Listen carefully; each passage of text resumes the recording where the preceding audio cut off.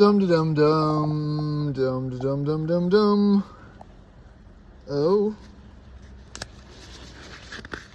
there's more.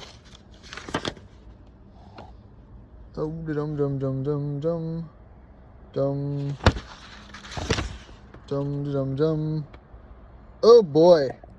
Dum dum dum dum dum dum dum dum dum. Oh boy. Just BMW things, you know. Well, surprise! This is probably the car you were thinking about. Welcome back to the Addicted Motors YouTube channel. In this video, I'm going to do a walk around and a review of this BMW this E39 BMW 540i.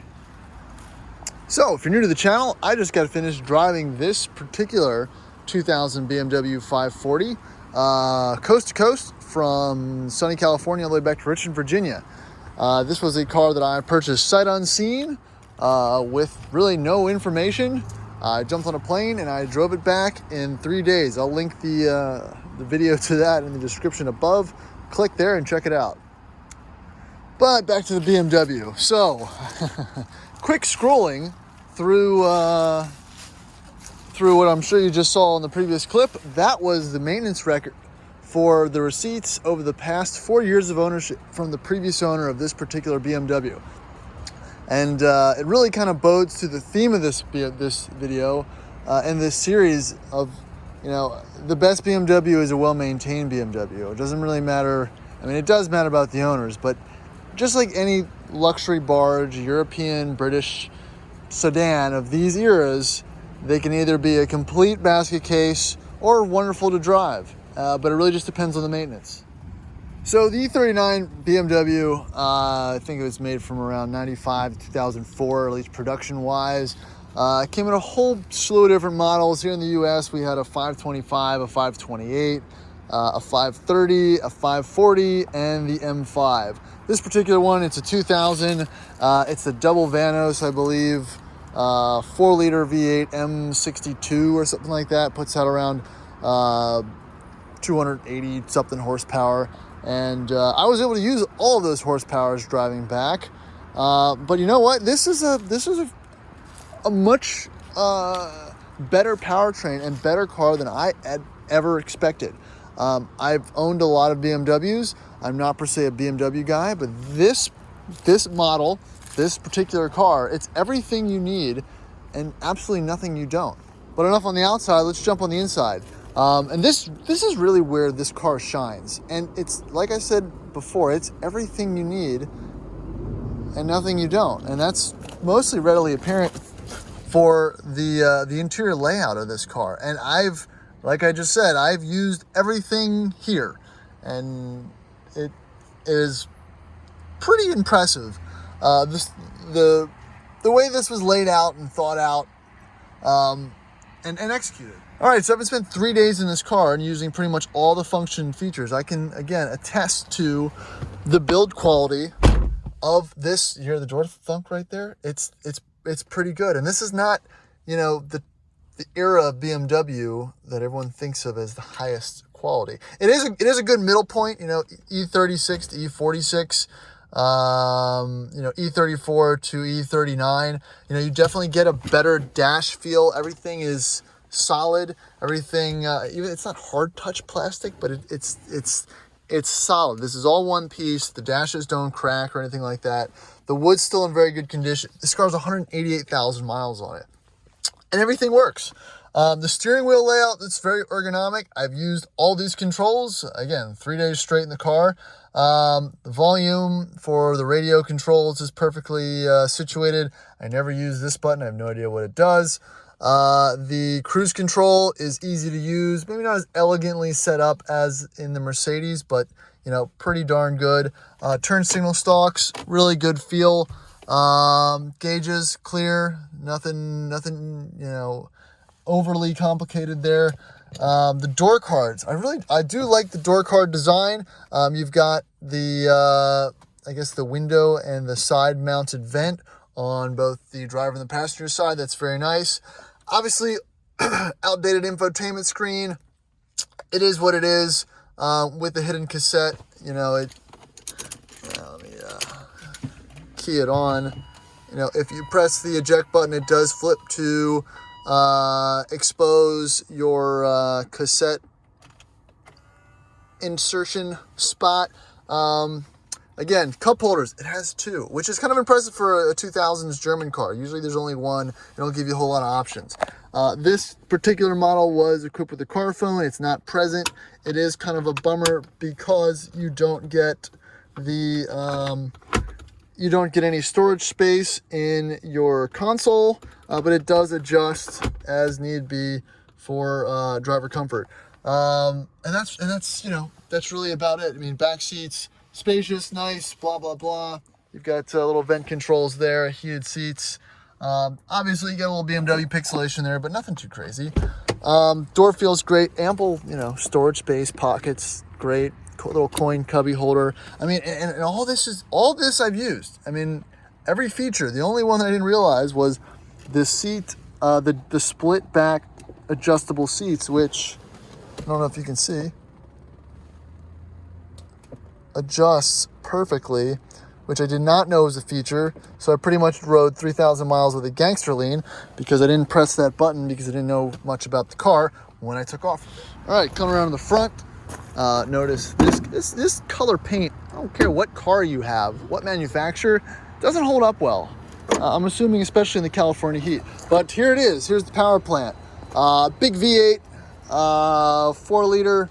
Not a whole lot to see here. If you're a BMW guy, you can probably tell that a lot of these plastic cooling system bits and bobs have been updated. That was that $5,400 service bill, which was incredibly impressive for someone to commit to putting that much money into an old car. But after driving it, that money was potentially well spent if it didn't break your particular bank. But again, it's clean, thorough, everything's laid out, decently accessible. There's your oil filter, positive battery terminal. I mean, it's all right there, easily accessible. Not it's a pretty engine compartment. I do like how it's laid out, and it serves its purpose. Pop back to the trunk. You've got your CD changer. This particular model has a car cover.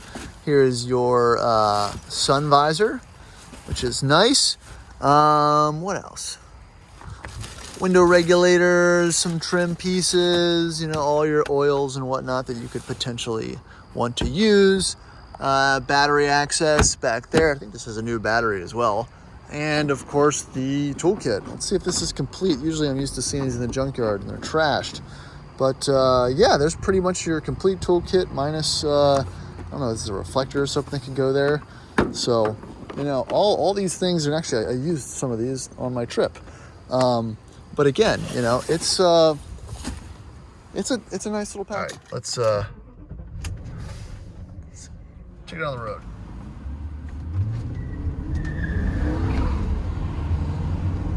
And we're off. Yeah, I know. Had to squeal the tires a little bit. It is a V8 rear-wheel drive German luxury sedan, and that's really one of the best things these things do. But again, as far as the ride quality and drivability goes, it is, like I said before, it's a very quiet cabin. All you probably hear is Frank rummaging around the back because he insisted to come.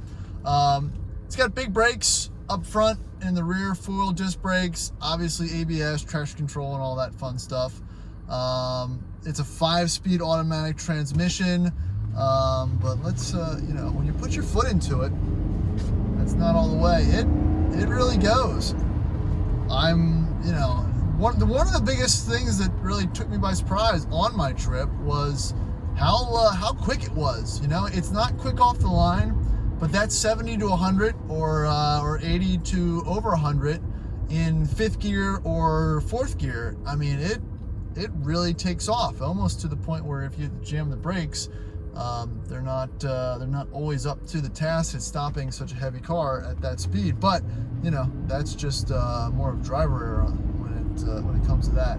But again, it tracks straight. I mean, the maintenance of this car is really what keeps it alive. And that's pretty much true for any older European or German car.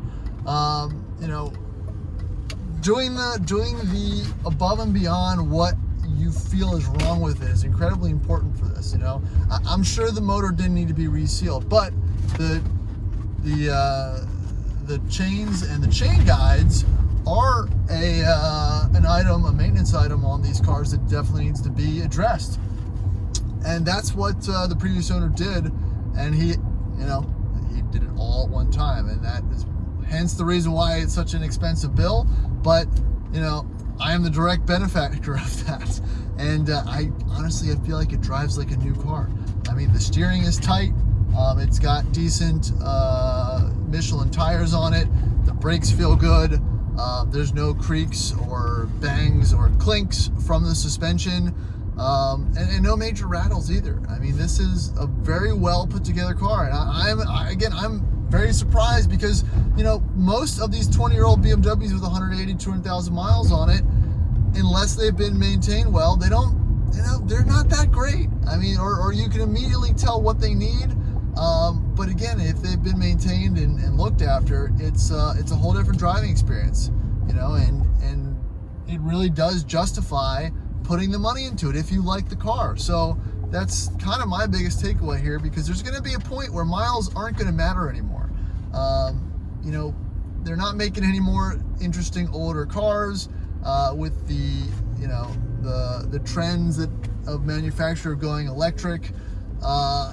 These older, interesting type cars are not going to, you're going to have to put money into them to maintain and keep them on the road. They're not going to be as disposable as they once were. So it's just kind of something that I think about as well when I go through these cars. They're, which ones are you going to regret selling? Which ones you're going to, wish you held on to? And that's going to be a huge factor, I think, in the coming years. So in conclusion, I think this particular car definitely lives up to the Ultimate Driving Machine badge.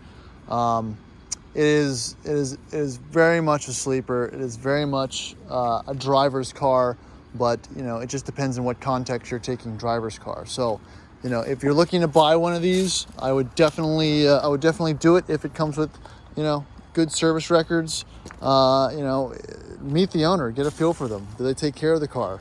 This is one of those cases. I mean, look, I've got no paint on the roof or the hood, but basically a brand new engine. So, it's really about what your priorities are when you're looking for something like this. And if you can find something in this age and condition for the right price, and it feels right and it drives right, then I would definitely buy it. I mean, I had way more smiles driving in this than I have in any car recently. So it checks that box for me 100%. If you want to see what that drive looked like, again, link should be above.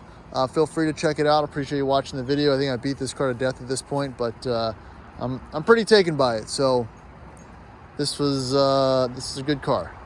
See ya.